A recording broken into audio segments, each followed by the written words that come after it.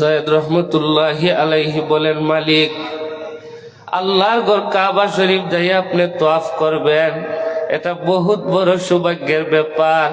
রাসূলুল্লাহর রওজা আপনি জিয়ারত করবেন, এটা বহুত বড় ভাগ্যের ব্যাপার।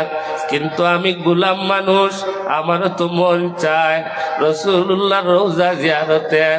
আজকে আমরা এখানে যারা আছি, রাসূলুল্লাহকে দেখতে আমাদের মন চায় না, চায় না? কথা বলেন, চায় না, চায় না?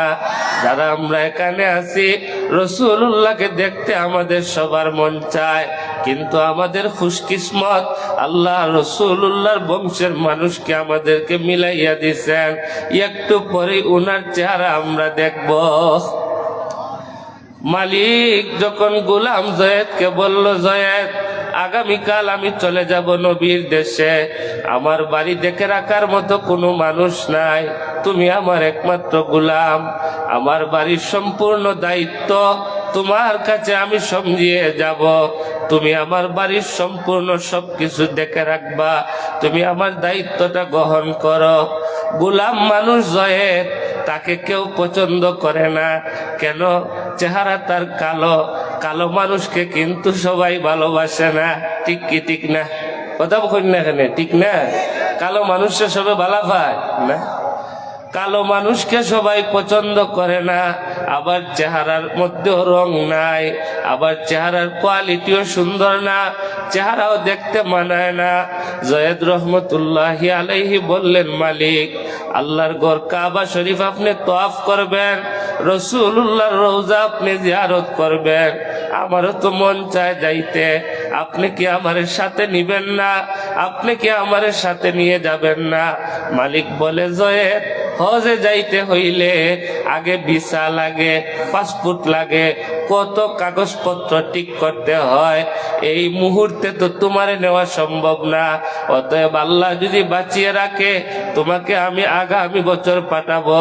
জয়েদ বলেন, মালিক এইটা হবে না, এইটা হবে না, এই বছরই আমার হজে যাইতে হবে, কারণ আপনার সাথে আমি যেতে চাই। মালিক বলে, জয়েদ তোমার মাথায় কি সমস্যা? তুমি কি বুঝো না এই বছর তো তোমার সাথে নেওয়া যাবে না, আল্লাহ বাঁচিয়ে রাখলে আগামী বছর আমার নিজের খরচ দিয়ে তোমাকে পাঠাবো, একটা বছর তুমি ধৈর্য ধরো না। জয়েদ বলে, মালিক হবে না, হবে না, এই বছরে আমাকে সাথে নিয়ে যেতে হবে। মালিক বলল, জয়েদ এইটা এখন অগ্রিম টাইমে সম্ভব না, আমি তোমারে নিতে পারবো না। জয়েদ রহমতুল্লাহি আলাইহির মন খারাপ হয়ে গেল, মাথা নিচু করে বসে থাকলেন। কিছুক্ষণ পরে চোখ উপরের দিকে উঠাইয়া বলতেছেন, মালিক আপনি আমার দুনিয়ার মালিক, আপনি আমার দুনিয়ার মালিক, কিন্তু আমার তো একজন আসল মালিক আছেন, যিনি আমারে বানাইছেন। আমাদেরকে কে বানাইছেন? আরো জুড়ে বলেন না, কে বানাইছেন? আমাদেরকে রিজিক দেন কে? এ যুবক বন্ধুরা জুড়ে বলো, আমাদেরকে রিজিক দেন কে? আমাদেরকে রিজিক দেন আল্লাহ, আমাদেরকে খাওয়ান আল্লাহ, আমাদেরকে পালেন আল্লাহ। আমার ছেলে বিদেশ থাকে, আমার ছেলে আমাকে পালতে পারে না, কারণ বিদেশ যাওয়ার পরে আল্লাহ যদি তারে অসুস্থতা দিয়া দেয়, সে কি টাকা ইনকাম করে দেশে পাঠাইতে পারবে? কখনো পারবে না। অতএব আমাদেরকে রিজিক দেন কে?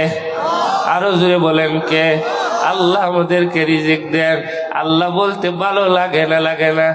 কথা বলেন, লাগে না? লাগে না? সুবহানাল্লাহ।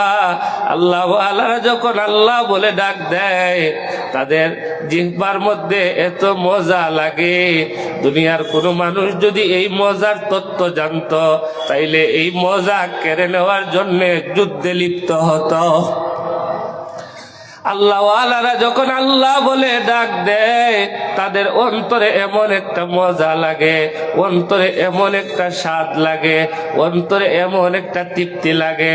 দেখবেন যারা আল্লাহ ওয়ালা, যাদের আল্লাহর সাথে সম্পর্ক, যাদের আল্লাহর সাথে মহব্বত, যতই ঠান্ডা হোক না কেন, যতই ঠান্ডা পড়ুক না কেন, শেষ রাতে ঠান্ডা পানি দিয়া ওযু করে জায়নামাজে দাঁড়াইয়া যায়।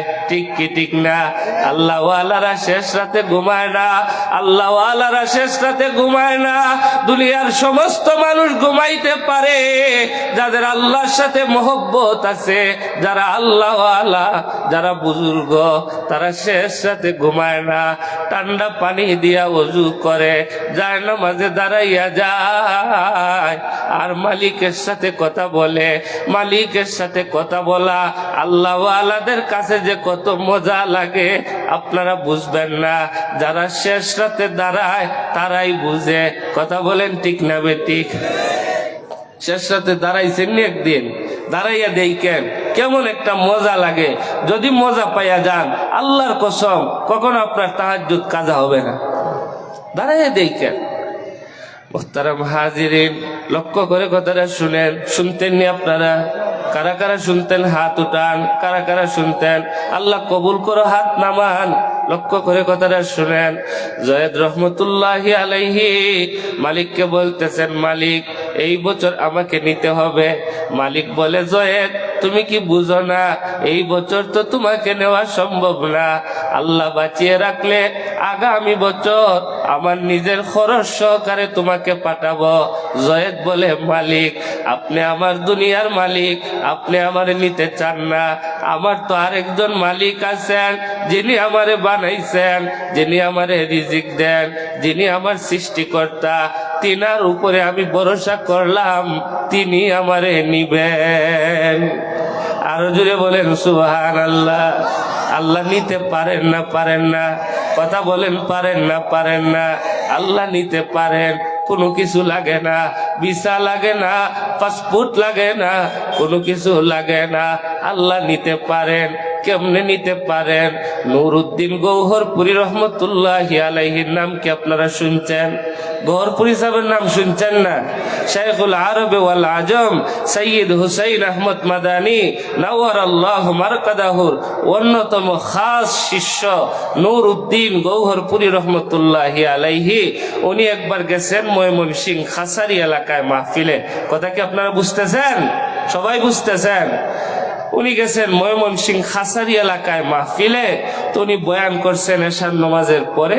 বয়ান করার পরে উনি কর্তৃপক্ষকে বলতেছেন যে রাত 12টায় আমার হাজির বাজার মাদ্রাসায় খতমে বুখারী। কথা কি বুঝছেন আপনারা? আচ্ছা, ময়মনসিংহ থেকে হাজির বাজার আইতে কমসে কম কয় ঘন্টা লাগবে? কমসে কম 10 ঘন্টা লাগবে। আর একটা সময়, এটা কত আগের কথা, এখন না রাস্তা হয়েছে। আমি আমার বাড়ির বাজার তাইকা যখন পথ দেই, মোটামুটি ময়মনসিংহ যাইতে 12 ঘন্টা লাগে। আওলাদে রসুল এসে গেছেন। নারে তাকবীর, দ্বীন ইসলাম, আওলাদে রসুলের আগমন। হয় নাই? হয় নাই? আরো জুড়ে বলেন, আওলাদে রসুলের আগমন, আওলাদে রসুলের আগমন। তাইলে লক্ষ্য করে কথাটা শুনেন। উনি আসছেন, একটু রেস্ট নিয়ে হয়তো ছাপান করে উনি আসবেন। আপনারা বসবেন তো ধৈর্য সহকারে? ও, উনি ডাইরেক্ট চলে আসবেন। তাহলে শুনেন। তো জয়েদ রহমতুল্লাহ আলাইহি মালিককে বলতেছেন, মালিক আমারে আল্লাহ নেওয়াইব। কে নেওয়াইব? আরো জুড়ে বলেন, কে নেওয়াইব? আমারে আল্লাহ নেওয়াইব। দেখেন উনারে আল্লাহ কেমনে নেওয়ায়। জয়েদ রহমতুল্লাহ আলাইহি হেঁটে হেঁটে রওনা দিলেন। কি করলেন? কথা বলেন না, কি করলেন? হেঁটে হেঁটে উনি রওনা দিলেন। উনি বলেন, উনার নিজের বর্ণনা, আমি যখন 2-1 কদম হেঁটেছি, এরপরে আমার অন্তরের মধ্যে বই আসলো যে আমি এই গিরিপথ, জীবনেও তো আমি এই পথ দিয়া যাই নাই, আমি একটু চোখটা বন্ধ করি। বন্ধ করার পরে উনি ভাবলেন যে আমি একটু চোখটা খুলে দেখি আমি এখন কোথায় আসছি। জয়েদ রহমতুল্লাহ আলাইহি বলেন, আমি যখন চোখ বন্ধ করার পরে মাত্র 2টা কদম দিছি, কদম দেওয়ার পরে যখন আমি চোখ খুলছি, খোলা মাত্র দেখি আল্লাহর ঘর কাবা শরীফ আমার সামনে। আরো জুড়ে বলেন সুবহানাল্লাহ। আল্লাহ নেওয়াইতে পারে না? পারে না? জয়েদ রহমতুল্লাহি আলাইহি তওয়াফ করতেছেন, তখন ওনার মালিকে ওনারে পাইয়া গেছে। মালিক জয়েদকে ধরবে, গোলাম জয়েদ তুমি কিভাবে আসলা? তোমার তো কোনো কিছুই নাই। গোলাম জয়েদকে ধরতে পারে না। এইভাবে কাবায় পাইল না, মিনায় পাইল না, মুজদালিফায় পাইল না, আরাফায় পাইল না, পাইছে গিয়া নবীর রওজার সামনে, ধরছে গোলাম জয়েদ রে, দইরা জিজ্ঞাসা করে, গোলাম জয়েদ তোমারে এতক্ষণ যাবত আমি খুঁজলাম, তোমারে আমি পাইলাম না, তুমি কি আমার গোলাম না? বলো তো তুমি কেমন ভাবে আসলা? তোমার তো কোনো কিছুর ব্যবস্থা নাই। জয়েদ বলে, মালিক আপনি আমার দুনিয়ার মালিক, আপনি আমারে নিতে পারেন না, আপনি আমারে সঙ্গ করে আনতে পারলেন না, আমার তো একজন মালিক আছেন, আমি আমার মালিকের উপরে তওয়াক্কুল করে, আমি আমার মালিকের উপরে ভরসা করে যখন আমার বাড়ি থেকে হেঁটে হেঁটে আমি রওনা দিলাম, কে জানি আমাকে বলতেছে, হে আমার বান্দা, হে আমার বান্দা, তোর চোখটা একটু বন্ধ কর। আমি যখন চোখ বন্ধ করলাম, কে জানি আমাকে বলে, হে আমার বান্দারে তোর চোখটা খুল। আমি যখন চোখটা খুলেছি, খোলা মাত্র দেখি আল্লাহর ঘর কাবা শরীফ আমার সামনে। বলেন সুবহানাল্লাহ। আওলাদে রাসূল এসে গেছে।